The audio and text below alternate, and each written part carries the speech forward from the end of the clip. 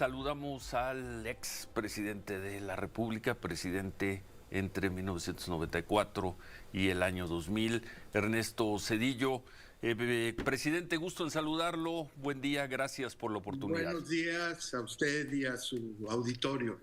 Gracias, presidente. Ha sido usted, siempre lo fue como presidente, lo fue o lo ha sido especialmente como expresidente, muy cuidadoso con las palabras, Ernesto. De ahí yo le digo, no hay un sobredimensionamiento, no hay algo de exageración al decir que la reforma al Poder Judicial destruirá al sistema judicial mexicano y con ello enterrará la democracia y lo que quede del frágil Estado de Derecho. No hay un tono de exageración en esa opinión, afirmación. por supuesto, sí. Pero no creo que sea una opinión exagerada. Estoy hablando de un riesgo que se puede materializar dado el contenido de esa reforma. Un requisito de cualquier democracia real es no solamente que haya elecciones libres y con condiciones de competencia equitativa, sino también que haya un tercer poder. Con las elecciones se determina el legislativo y el ejecutivo, pero que haya un poder independiente que imparta justicia, pero que también esté atento a que los otros poderes del Estado cumplan con sus obligaciones constitucionales.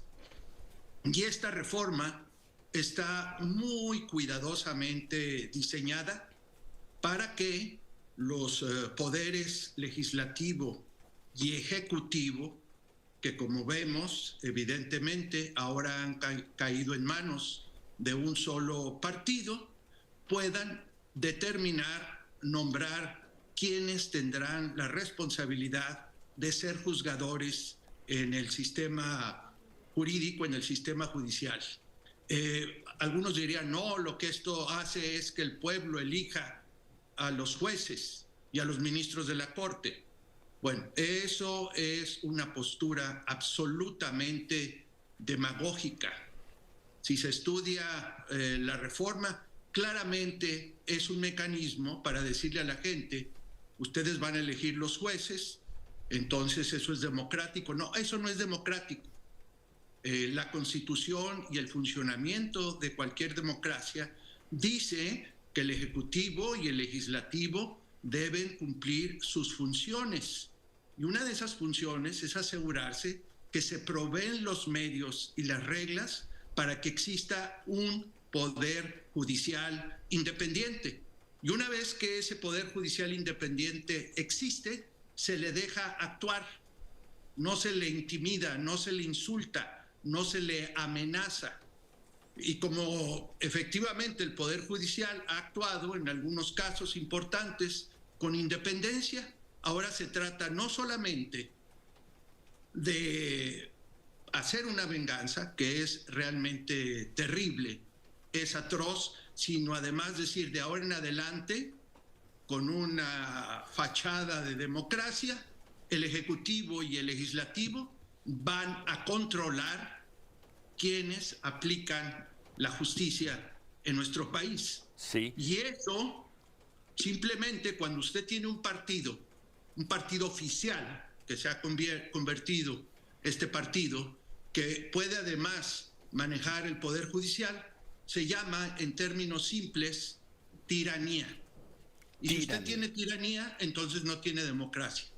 Por eso afirmo con absoluta convicción que lo que ha sucedido la trágica semana pasada es que se han sentado bases para que México se convierta en una tiranía.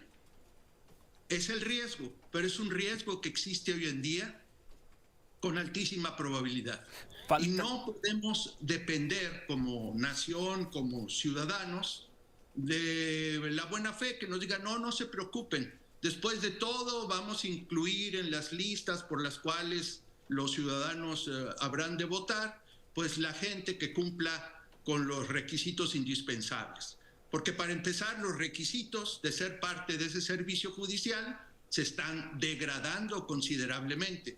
Se está destruyendo la carrera judicial en términos prácticos.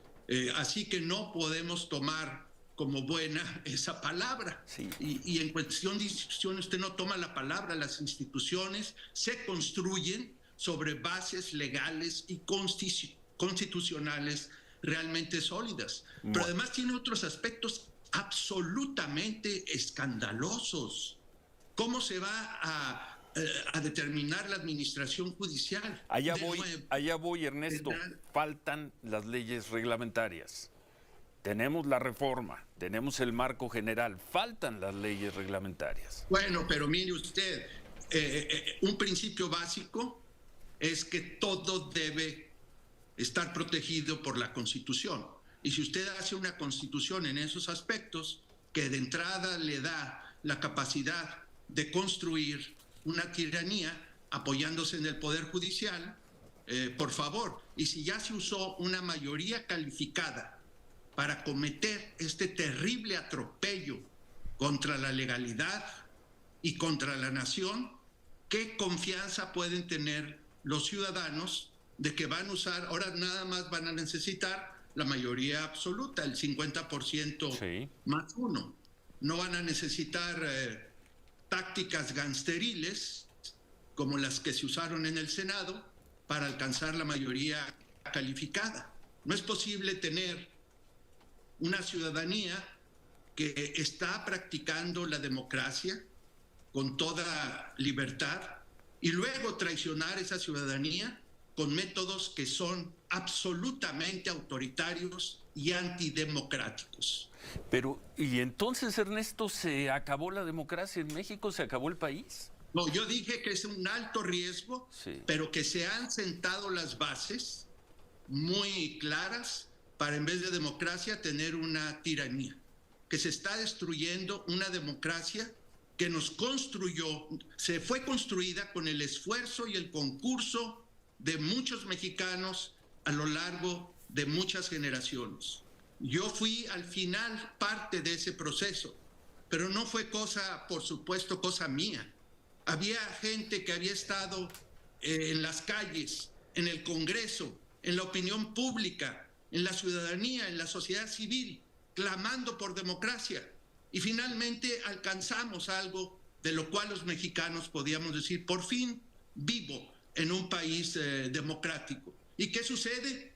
Llegan unas personas aprovechando esa democracia que habíamos construido entre todos, se hacen del poder público y empiezan a manipular, a distorsionar, a abusar ese poder público para destruir las bases de nuestra democracia. Eso es totalmente ilegítimo, eso no es ético, eso no es tenerle lealtad a la República Democrática que queremos los mexicanos. Usted dice que es ilegítimo, ellos dirán que ganaron en 2 ocasiones y con claridad las elecciones federales presidenciales. Y perdón, el 18 señor, pero y en el 24. Seamos claros, ¿sí?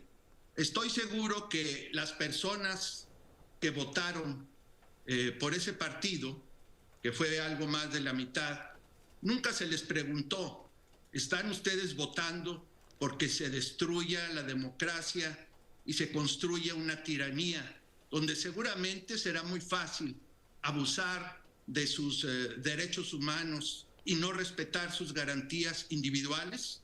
Porque es lo que sucede en todas las tiranías.